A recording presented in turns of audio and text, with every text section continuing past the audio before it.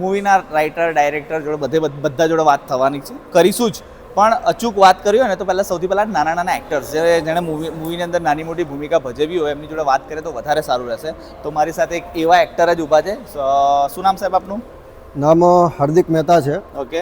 પાલિતાણાથી belong કરું છું. આ મૂવીમાં મેં રાજન તરીકેનો રોલ પ્લે કર્યો છે. ઓકે. તો શું છે કેરેક્ટરને થોડું એક્સટ્રીમ કરો તો? કેરેક્ટર મારો એક લૂઝર તરીકેનો છે. ઓકે.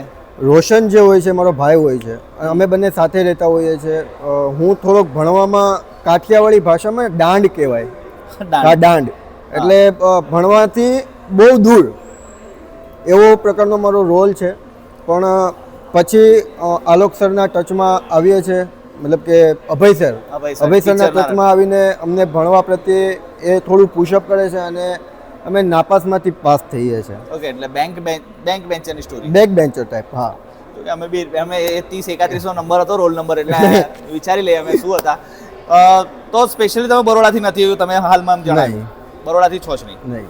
પાલીતાણા. તો અહીંયા કેટલા દિવસ માટે શૂટ થયું અને કેટલા ટાઈમ સુધી ક્યાં અરેન્જમેન્ટ કર્યું? પાલિતાણાથી હું છું અને અમારા પાલિતાણામાં કોઈ યુવાન કે એવો કોઈ માણસ નથી કે જે ઇન્ડસ્ટ્રીમાં આટલો ડીપમાં આવ્યો હોય. પેલો હું છું, એટલે પર્સનલી મારા માટે બહુ પ્રાઉડની વાત